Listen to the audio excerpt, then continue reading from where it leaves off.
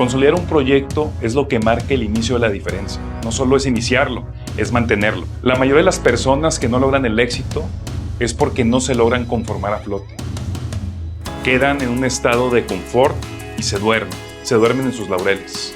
No permitas que el ego te haga o te nuble, que te haga responder con excusas para minimizar lo evidente. Reconocer el entorno es reconocer el proyecto. No te desvíes, hay que mantenerse fijo, pero no te ensordezcas. Mantente siempre escuchando, mantente siempre alerta. Esto es Crónicas Atómicas.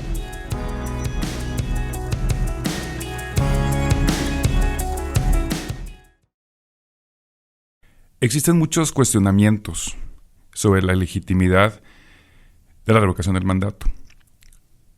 Licenciado Ricardo Mejía Verdeja, ¿por qué existe tanto odio y tanta crítica a este acto? Bueno, yo creo que porque seguimos viviendo una polarización en el país. Claro, son más los que respaldan al presidente Andrés Manuel López Obrador, pero digamos la minoría que ha estado en contra de sus políticas, de su persona,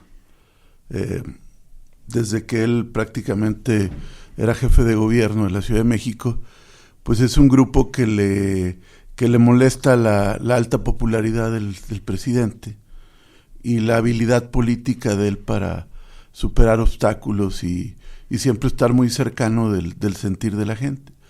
Entonces ubican este ejercicio como algo que no tiene justificación y que más bien es como una manera de promoverse o de marcar una presencia. Yo a eso vería dos cosas. Primero, que la revocación de mandato es una figura constitucional, que nos conviene a los mexicanos utilizarlo para sentar un precedente, para que cuando haya sobre todo un presidente con mal desempeño y bajo nivel de aceptación, pues no tengan para dónde hacerse. Además de la figura constitucional, ya un precedente que la gente lo rutinice, como que cada mitad de periodo de un presidente de la República va a haber una rendición de cuentas que se va a expresar en la participación ciudadana en las urnas. Entonces considero yo que saben estos grupos que el presidente tiene un gran respaldo popular, que de antemano es previsible que la gente quiera ratificarlo, y en consecuencia pues empiezan a descalificar el ejercicio y convocan a la no participación o a hacer el vacío o a la descalificación. Yo creo que eso tiene que ver con la pérdida de privilegios, y que Andrés Manuel López Obrador es una figura sui generis dentro de la constelación política mexicana de hace muchas décadas. ¿Vería sano que este ejercicio de revocación se aplicara a gobernadores, alcaldes, a diputados? Yo creo que el siguiente paso pudiera ser a gobernadores. Creo que todavía alcaldes puede generar, sobre todo en cierto... Bueno, porque hay reelección, ¿no? Entonces, exacto, de alguna manera... Exactamente. O sea, de algún modo además el periodo es de 3 años. Qué buena acotación hace. O sea, la reelección no está ni para gobernadores ni para presidente. En ese sentido, la revocación de mandato es, digamos, dividir su periodo en 2 partes para terminar anticipadamente cuando la gestión no es positiva. Y en el caso de los alcaldes, pues el que la ha hecho bien se sigue otros 3 años. He visto en redes sociales como aquí en Coahuila, lo cual ha sido único en muchos años, que me ha tocado ver mucho un sentimiento de participación ciudadana en los eventos, precisamente en ese tema de la revocación, cómo se ha movido en un tema muy social, y en los eventos que han existido sobre el tema hay pues ahora sí que un sentimiento diría de algún cambio, de alguna renovación política, de quizás frustraciones de mucha gente que no ha participado durante muchos años en este acto ciudadano, sobre todo, que igual no es tanto político, pero sí ciudadano.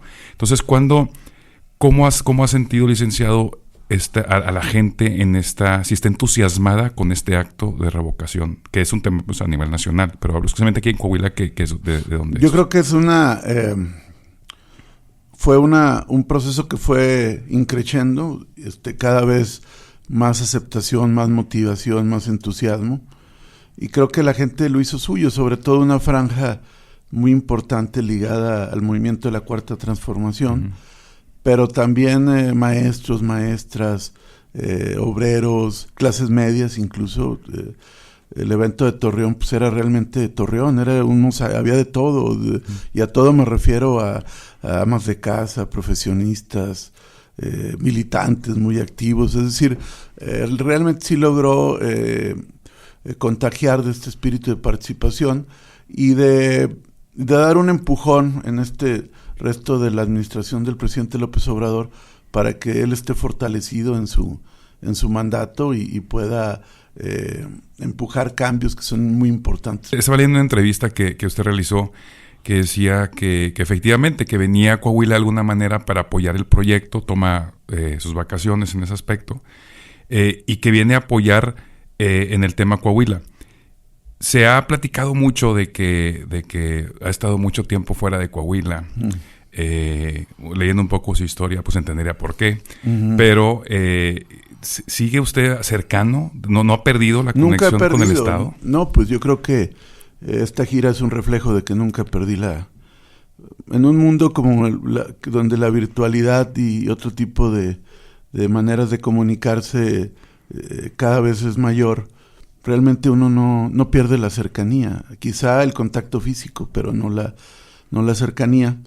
Pero además mis responsabilidades han sido nacionales o federales, también locales en Guerrero, que además me siento muy orgulloso del trabajo que hice allí.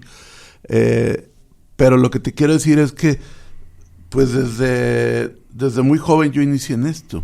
Entonces son generaciones en diferentes actividades que se entrelazan. Y entonces pues ahí para mí fue muy motivante ver gente de cuando estuve en la CNOP, por ejemplo, sí, o cuando fui diputado local, o cuando fui subsecretario de gobierno, o gente ya en el movimiento desde que yo coordiné la campaña del presidente López Obrador en el 2006 en Coahuila, y luego en el gobierno legítimo, y luego también cuando fui dirigente nacional de Movimiento Ciudadano, antes Convergencia, pues yo también venía aquí un poco a arar en el desierto, pero no dejaba de estar recorriendo el estado. Y ahora como subsecretario, pues he estado muy, muy cerca de que el estado siga bien. Claro, hay una autoridad estatal, pero yo no dejo de estar pendiente de los temas de Coahuila, ¿no? Usted escribió un libro en 1999. Sí. Del 99 al 2022, desde esa perspectiva como político, cuando escribió ese libro, ¿qué ha cambiado ahorita al 2022? ¿Qué han pasado todos estos años en cambio, en el sentimiento de su visión en ese momento, de lo que venía? Digo, pasaron muchísimas cosas. Claro. Pero así en general, ¿qué ha pasado desde el 99 al 2022? Si ahorita escribe un libro, ¿fuera muy diferente al del 99? Yo creo que sí, porque tenemos un hoyo negro de 18 años en el estado. Sí. Bueno, van para 18 años. Bueno, pues a mí ese libro, Liderazgo para el Progreso, Coahuila hacia el siglo XXI, lo escribí en el contexto de buscar la candidatura del PRD a gobernador. Esa es otra etapa de mi vida. O sea, yo trabajé, yo he recorrido muchas veces Coahuila. O sea, es algo que mis críticos, pues qué bueno que me minimicen, sobre todo los que tienen una intencionalidad política. Lo demás, pues yo lo tomo como parte del debate.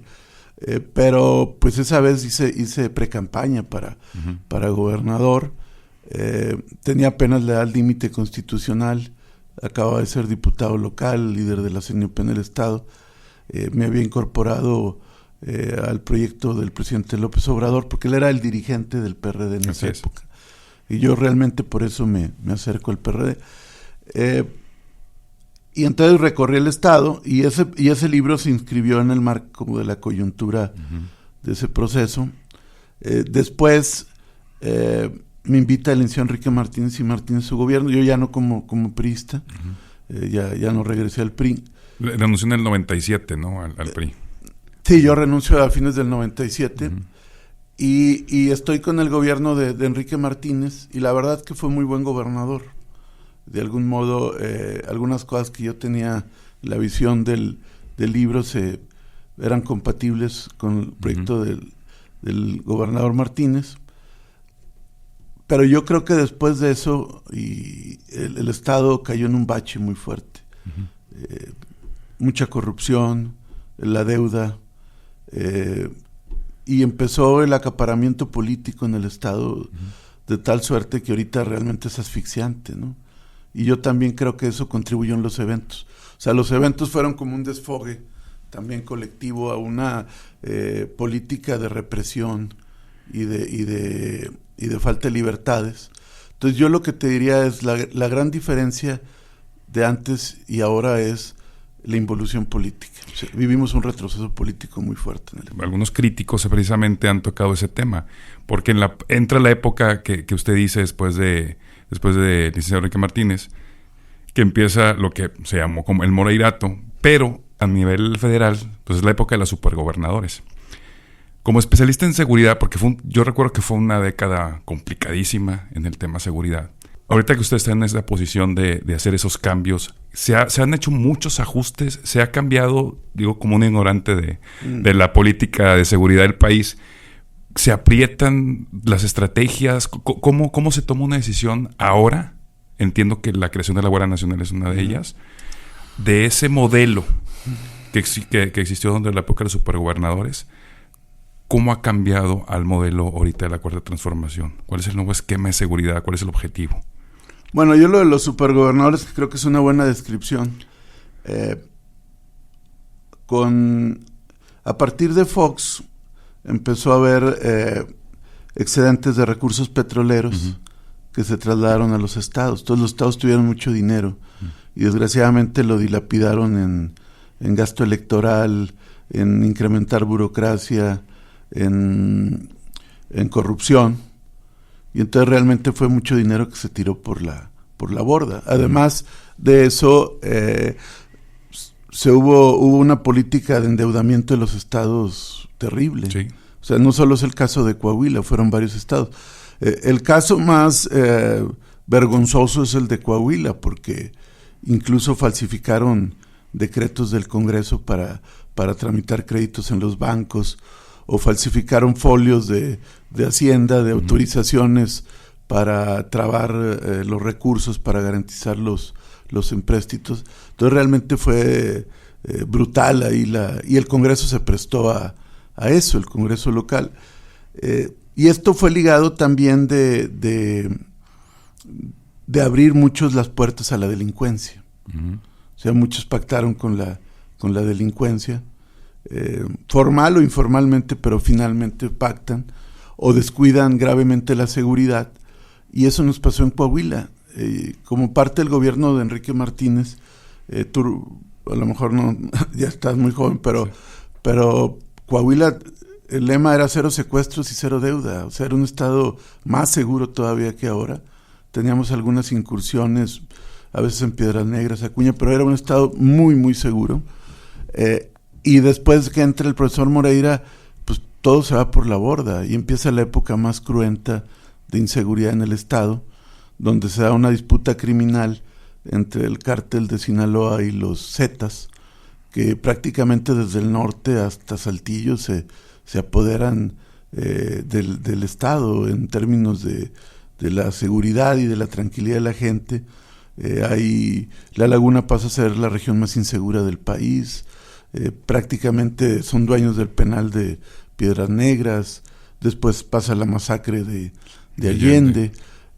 Después ya empieza a haber una contención y hay un periodo donde se empieza a controlar este fenómeno, que va ligado también a una política del gobierno federal de enfocar baterías contra el grupo delictivo de los Zetas. Entonces, todo esto coincide y Coahuila empieza paulatinamente a recuperar la seguridad, de tal suerte que ahorita tenemos niveles aceptables de seguridad. Digamos que Coahuila tiene ahorita un nivel bueno, pero eso no significa que ya tienes garantizada la seguridad. Como yo lo he dicho, la seguridad no te la escrituran, es dinámica. Es día a día, ¿no? Y entonces, volviendo a tu pregunta, realmente faltaba instrumentos del Estado para poder trabajar de mayor medida la seguridad. Uno de esos es la creación de la Guardia Nacional, que tiene al día de hoy 115,000 elementos, que tiene un despliegue territorial en todo el país y que a fines de este gobierno va a tener 500 cuarteles. ¿Por qué es importante esto? Porque anteriormente la Policía Federal pues entraba y salía de los estados. Oye, que hay una necesidad en Coahuila, ahí va a Coahuila un grupo. Y a veces hasta se quedaban en los hoteles y se iban sin pagar, o sea, llegó a pasar eso en varios. Y entonces eso hacía que los delincuentes fueran el efecto cucaracha. Famoso, sí. Y ahora hay una política de desplazamiento en todo el territorio. Por ejemplo, en Coahuila, que este dato poco se comenta, hay 5,400 elementos federales desplegados entre el Ejército y la Guardia Nacional. Y Coahuila es un estado donde no hay un refuerzo extraordinario. Pero en el caso, por ejemplo, de Michoacán, Guanajuato, Chihuahua, Baja California, hay un refuerzo adicional, y esto se liga a algo muy importante, el tema de inteligencia. Es decir, hay una política que privilegia la inteligencia. ¿Por qué? Para evitar también que en la persecución criminal se generen baños de sangre, ¿no? O sea, estos sujetos, muchos de ellos, pues viven prácticamente en la clandestinidad. Entonces hay que tratar de ubicarlos en lugares para hacer detenciones pues más cuidadas y aplicar la ley. Y el otro reto es todo el sistema penal ahora que es muy garantista. Entonces, además de detenerlos, además de todo el despliegue de fuerza, de inteligencia, pues tienes que cuidar muy bien todo para que no se te caigan las detenciones. Y que un debido proceso y todo. El debido, no es, o sea, cuando ya lo detienes, todavía falta un buen tramo. Y ahora, por ejemplo, con el líder criminal del Cártel del Noreste, que era el que quería entrar a Coahuila, ahí en Villa Unión, en Guerrero, en Hidalgo, el Huevo Treviño, y hablo de su nombre porque es extranjero.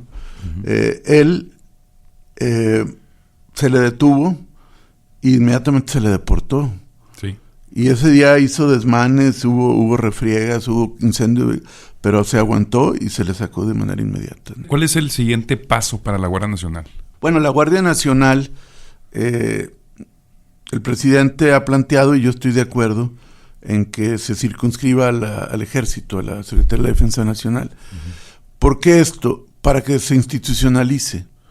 Hay quien ha criticado esto como una militarización, pero nosotros lo vemos desde el punto de vista de institucionalizarlo. Es decir, que luego no llegue otro gobierno, del color que sea, y se le ocurra desaparecer a la Guardia. Y la Guardia, además, buscar que mantenga la disciplina, la doctrina, la lealtad, la carrera, tener buen régimen de prestaciones para los integrantes, una política de ascensos, de promoción, y consideramos que quien lo puede resguardar mejor es el Ejército. Evidentemente, este planteamiento implicaría que sería el Ejército propiamente, lo que es la Fuerza Aérea, que digamos que son los dos brazos propiamente militares, y la Guardia Nacional, que aunque estaría adscrita a la Secretaría de la Defensa, tendría una política de mayor proximidad, sería un brazo más policial, pues. Y en ese sentido, también la Guardia pues tiene que fortalecer más capacidades de investigación, más capacidades de combate a los delitos, porque ahorita el enfoque mucho de la Guardia es de prevención, de contención y de actuación después de algún evento, pero necesitamos también reforzar la parte de investigación. Volviendo al tema de Coahuila, comentaba el licenciado que efectivamente la seguridad aquí en el estado va bien. Hay una percepción de aquí en el estado... pero puede ir mejor, ¿eh? O sea, puede ir mejor. Sí. De hecho, la otra cuestión es que también las amenazas siempre están.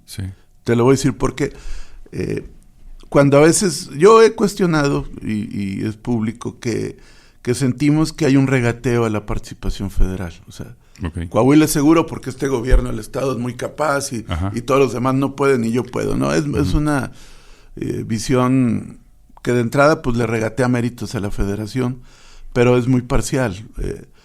lo que te decía de los 5.400 elementos. Sí. Y cuando ha habido una incursión, pues inmediatamente entra la Policía Estatal, pero entra también el Ejército y entra la Guardia Nacional y todos los órganos de inteligencia. Y esto del huevo Treviño es un tema de la Federación.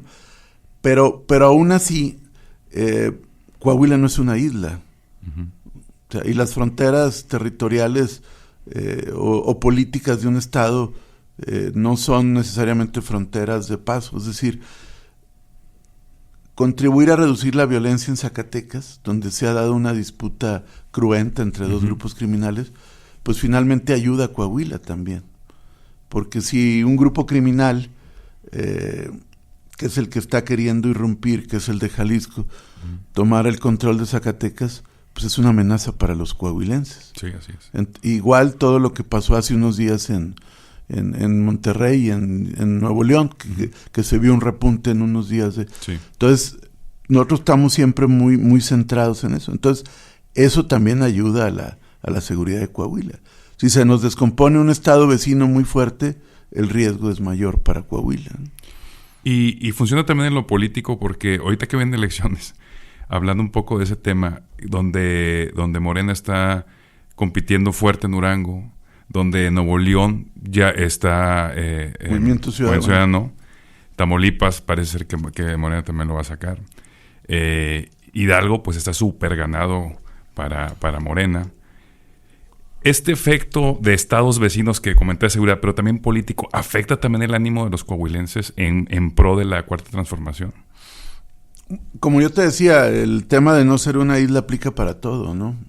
O sea, finalmente estamos inmersos en un mundo de interacción cotidiana, es decir, somos coahuilenses, estamos en un territorio, pero convivimos con flujos de información y tendencias locales, nacionales, internacionales, y en ese sentido empieza a permear también esto en Coahuila. Además, yo estoy convencido que muchos gobiernos locales van a ser muy buen gobierno, y también van a ser un referente para lo que se puede hacer en el estado de Coahuila. Y la otra es que esto también irrumpe que hay ya una madurez institucional y profesional para poder en un momento dado asumir el gobierno de Coahuila también. De esa parte, como le comentaba, hay esa percepción de seguridad, hay de que hay mucho empleo en Coahuila, de que está tranquilo, de que es un muy buen estado para vivir. Entonces mucha gente tiene esa percepción, yo entre ellas. ¿Por qué entonces sería un cambio en Coahuila? ¿O es un mejoramiento? Es un mejoramiento y es recuperar también fortaleza. Creo yo que estamos, digamos, en la medianía, pues. O sea, Coahuila está para cosas más grandes. Y la otra cuestión es también la falta de libertades políticas. De algún modo yo lo veo en los medios, ¿no? Muy cerrados, ¿no? A la pluralidad. Luego el gobierno del estado les dicta línea y empieza el golpeteo a ciertos personajes, nomás porque no son del grupo gobernante.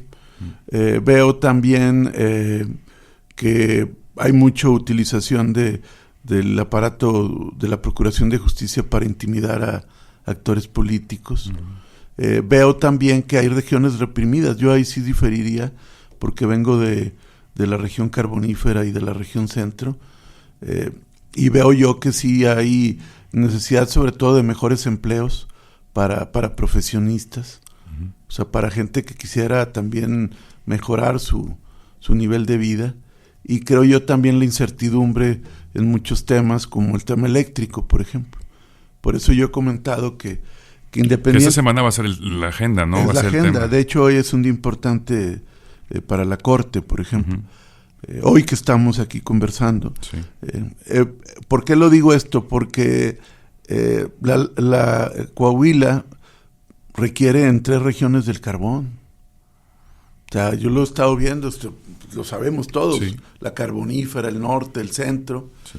Y entonces, para nosotros, lo que ha hecho el presidente de mantener las carboeléctricas, de fortalecer la Comisión Federal de Electricidad y de garantizar la fortaleza de la Comisión Federal de Electricidad para garantizar el abasto de energía y la soberanía y seguridad energéticas, eso es bueno para Coahuila. y el gobierno del Estado está en contra de la reforma eléctrica. Yo no me explico, es suicida estar en contra de la reforma eléctrica. Imagínate que con este discurso de las energías limpias, entre comillas, dijeran, ya no va a haber carbón, entonces se cierran las carboneras. Sería una catástrofe para Coahuila, que nos rebotaría en 3 regiones y también aquí impactaría, porque habría una migración hacia otras ciudades del propio Coahuila. Entonces, considero yo que si bien Coahuila está, entre comillas, con cierto grado de tranquilidad, Coahuila puede despegar más. Yo pienso, por ejemplo, en aprovechar la frontera. Uh-huh. O sea, nosotros podemos hacer de Piedras Negras y Acuña todavía fronteras mucho más sólidas, y esto generaría un corredor desde la región centro hasta el norte. Podemos atraer otro tipo de inversiones. O sea, no podemos quedarnos a la cola de otros estados o apostarle todo a la inercia, uh-huh, que yo creo que ha sido la política que ha seguido este gobierno. Que se ha culpado siempre de que las participaciones federales no llegan suficientes para reactivar, hay que pagar de alguna manera la deuda. O sea, bueno, la deuda es complicidad. A ver qué ha hecho este gobierno para... Si la deuda nos pega, es impune. Uh-huh. Además, ese es un buen tema, porque que no pierde vigencia, porque ahí todo el mundo es corresponsable, hasta los bancos. Uh-huh. O sea, tendría que haber la posibilidad de reestructurar, pero a favor, porque fue una operación criminal, o sea, fue un fraude. No solamente fue un endeudamiento, fue un fraude, maquinaron un fraude para generar un desfalco en las finanzas públicas. Y eso nos cuesta 5,000 millones de pesos este año de intereses. Entonces, ese capítulo no lo hemos cerrado. Y ese capítulo es como un lastre que no te permite salir adelante, y eso se tiene que corregir. Entonces, en ese sentido, qué bueno que tocas el tema. Son 5,000 millones de pesos que estamos tirando a la basura prácticamente, por un lado.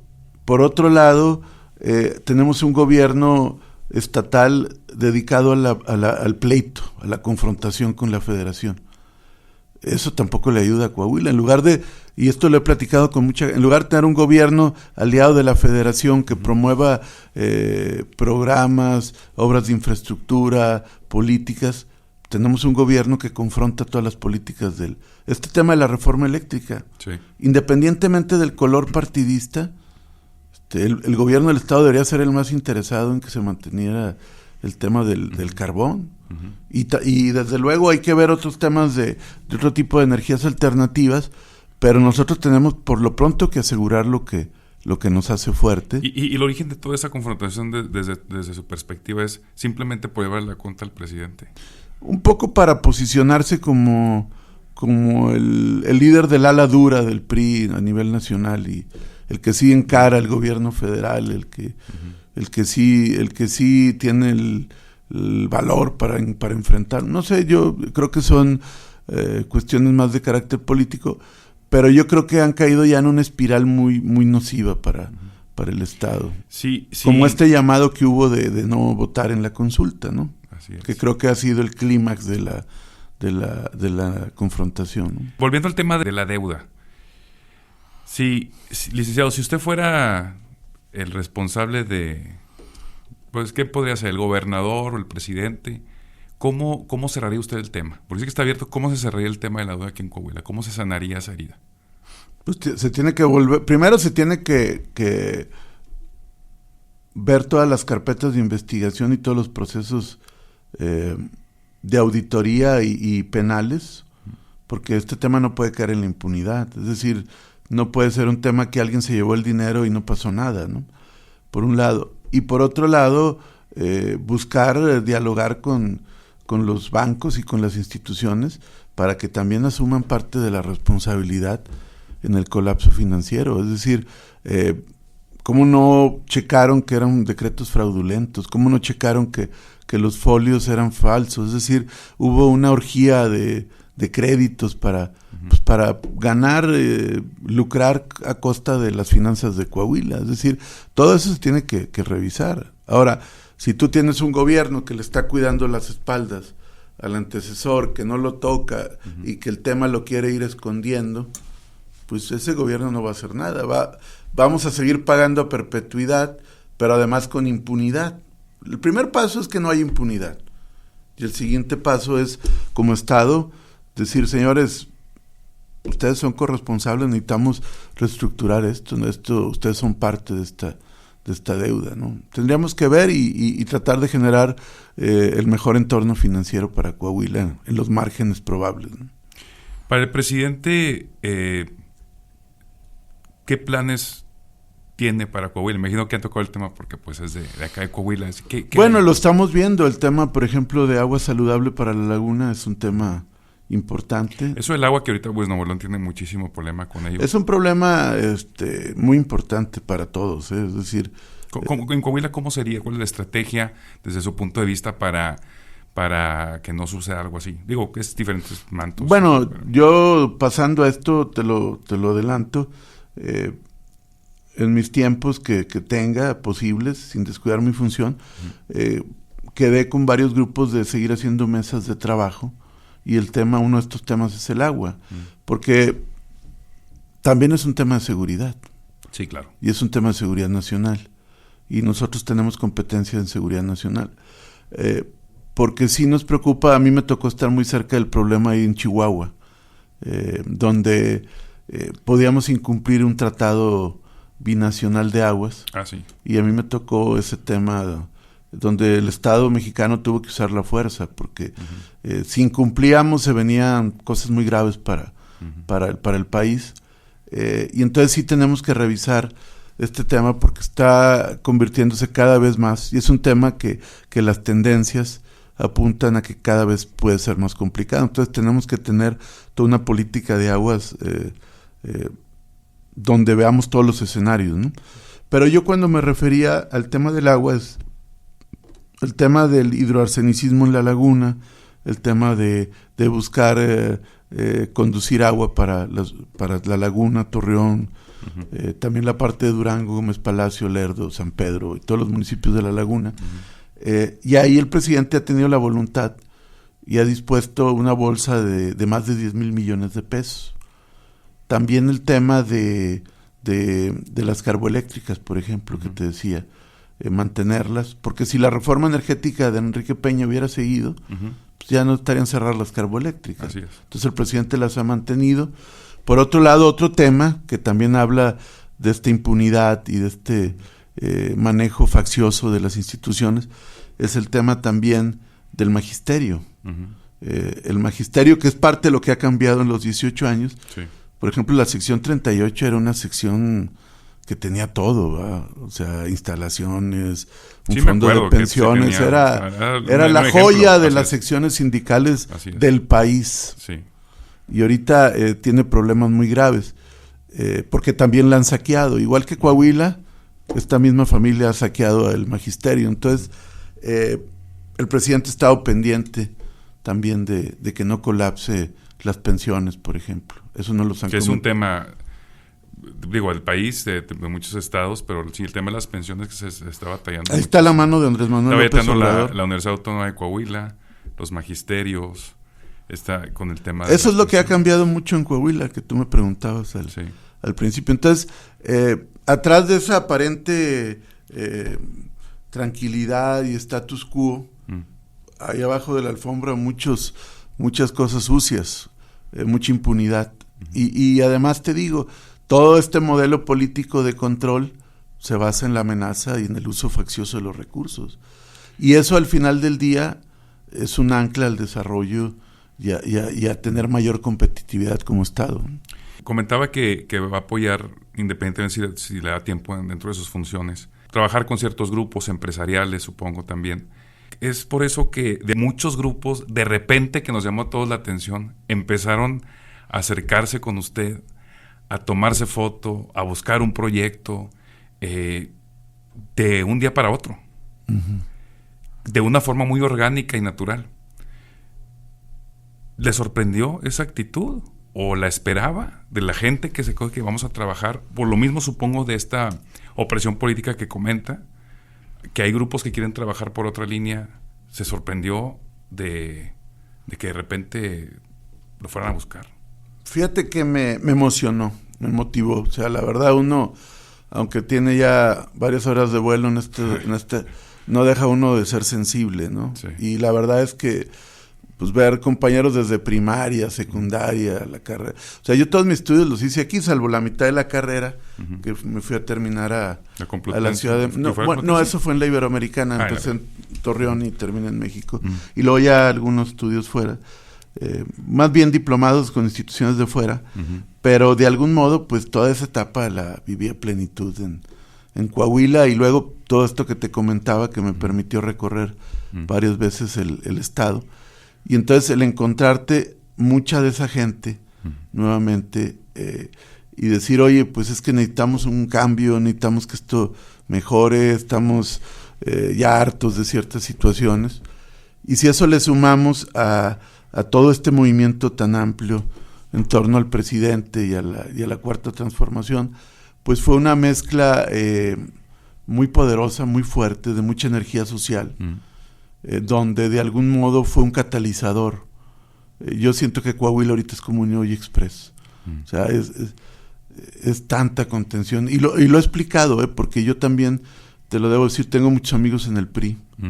Y mi respeto a todos los colores partidistas. Y también tengo amigos en el PAN. Pues he andado en esto, pues, desde los 16 años. Entonces, pues ya tengo 53, más o menos, ya te imaginarás que sí tenemos conocidos. Sí. Entonces, ¿a qué voy con esto? Esa gente misma dentro del PRI, anteriormente había rejuego político dentro del mismo PRI. Y yo conozco muy bien la historia política de Coahuila, sobre todo porque desde de Las Fuentes, como gobernador, pues me tocó con mi padre vivirla y hasta ahorita. Y uno veía que pues eran grupos distintos que llegaban al gobierno, había una rotación política. O sea, no es lo mismo José de las Fuentes, o no es lo mismo Óscar Flores Tapia, que José de las Fuentes, que Eliseo Mendoza Berrueto, que Montemayor en su tiempo, que Enrique Martínez, donde incluso Montemayor y Enrique Martínez tuvieron cierta disputa política. Pero ahora todo es monocolor. O sea, ahora ya saben quién va a ser porque la familia ya decidió.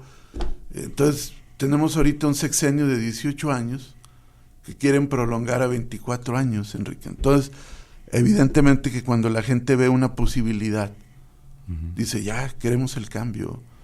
Y el cambio político a veces se da aún suponiendo que hubiera un buen gobierno en todas sus manifestaciones, que no hubiera una deuda impune, que no hubiera una confrontación con la federación, que no hubiera un deterioro institucional. Aunque no hubiera eso, pues la gente quiere también probar otras alternativas. Hablando un poco de historia política coahuilense, se identifica al gobierno actual que viene de Torreón, que parte con el señor Raúl Cifuentes, como la burbuja en Torreón. Formó parte de ese proceso. ¿Cómo salió de esa burbuja, si lo queremos ver así? Y curiosamente ahorita se presenta una circunstancia donde el mismo grupo está ahorita, no digo peleando, pero sí confrontando políticamente de alguna manera por declaraciones, por esto, por las situaciones que sean. ¿Cómo se llegó a ese escenario? De un grupo de hace 20 años, de repente están aquí jugando en diferentes trincheras.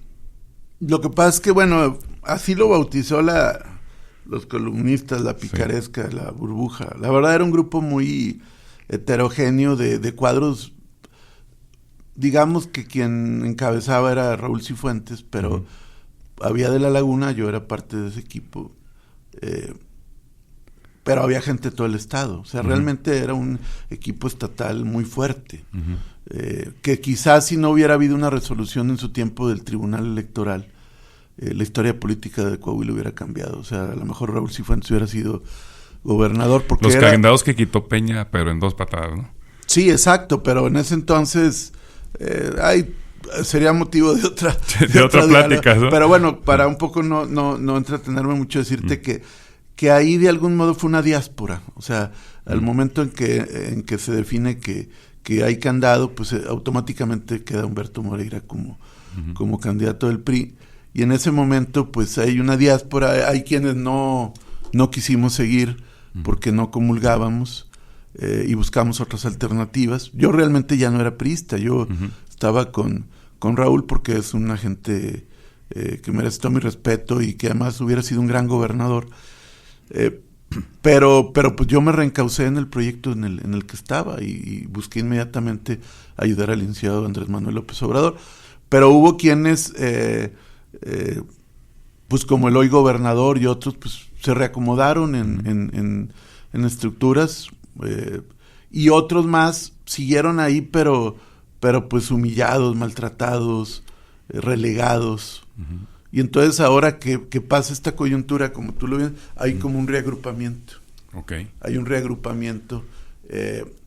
Y no solo es con lo que fue en su momento este grupo que se identificó como la burbuja, más gente. O sea, es que la verdad, Enrique, hay mucha gente agraviada, hay mucha gente lastimada, hay mucha gente que ya no quiere que o te alineas o te meto a la cárcel. O sea, la política no puede ser eso. Ayer, por ejemplo, un dirigente que conozco de muchos años, que fue alcalde de Frontera, dijo, oye, yo voy a apoyar lo de la revocación y además quiero hacer equipo contigo, licenciado, porque te digo, lo conozco de años, y le caen a su casa personeros ahí del gobierno para amenazarlo de que si se presentaba a un evento iba a tener consecuencias muy fuertes. Y pues yo le dije a Chuy, si se meten contigo, se meten con todos. O sea, no podemos seguir. O sea, es inmoral, la verdad, que se utilice el aparato para ello. O sea, la política te permite otro tipo de herramientas, ¿no? La persuasión, convencer, pero llegar al grado de la amenaza personal, pues eso solo lo hacen las mafias. Y eso tenemos que limpiarlo en Coahuila, es decir, que haya libertad. Y en eso, por ejemplo, lo veo yo con el actual gobierno.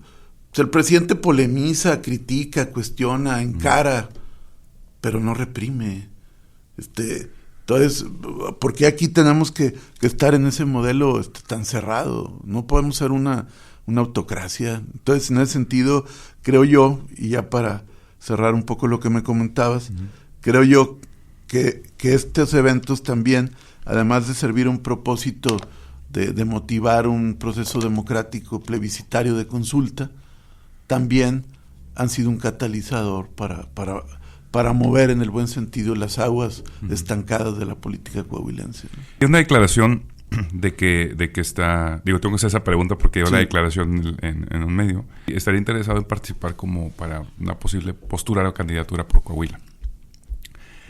La motivación ya quedó claro en lo que platicamos. Ve grandes posibilidades para tener la victoria morena Coahuila, que si gana el PRI otra vez cumpliría un siglo de priismo el Estado. Sí, pues dicen que no hay mal que dure 100 años, pero ojalá que aquí Coahuila no sea la excepción. Creo que hay amplias posibilidades para el movimiento. Creo que, lo hago a título personal y como ciudadano. Creo yo que además es la tendencia nacional. O sea, ¿qué habría de diferente como para que aquí fuera una ola que queda, que le da la vuelta a Coahuila, sobre todo cuando aquí tenemos tantas situaciones como la que te comento? Entonces creo que hay situaciones posibles. Creo yo también que hay un aparato de poder muy consolidado o que aparece como muy consolidado, porque a veces hay gigantes con pies de barro, ¿no? En apariencia muy fuertes, pero a la vez muy débiles. Y creo que esa estructura se puede y se está resquebrajando. Pero aún suponiendo que hubiera esa aplanadora que tanto presumen, yo creo que hay muy buenas condiciones. Y yo te lo quiero comentar, Enrique, en estos recorridos antes, yo he sentido simpatía de mucha gente. Yo no busqué estar considerado en este tipo de ejercicios futuristas. La verdad, lo digo con una gran humildad. Fue gente que me buscó y me dijo, oye, ¿por qué no? Hay necesidad de algo. Y bueno, pues yo los he escuchado, pero al final del día yo me debo un proyecto nacional. Tengo un líder que es el presidente Andrés Manuel López Obrador. Tengo una responsabilidad muy importante en en el gobierno federal, y yo voy a subordinar mi aspiración personal a un proyecto nacional de país. Como lo dijo el presidente en la mañanera, yo vi que aquí había un sabotaje a la consulta y decidí, en uso de mis derechos políticos, venir a promover la consulta. Ya de lo que venga por delante, todavía faltan algunos, no muchos, pero algunos meses, y ya sobre la marcha tomaremos decisiones en apego a esta visión que te comento. Licenciado, le agradezco mucho esta entrevista por ese podcast. Como dicen, en algunos meses, si se da, me gustaría volver a platicar con usted en otras circunstancias, en otras pláticas más extensas. Y podemos platicar de otras cosas que quedaron aquí. Que quedaron en el tintero, ¿no? Sí. Licenciado, le agradezco mucho. Muchas gracias, Enrique. Y buena suerte.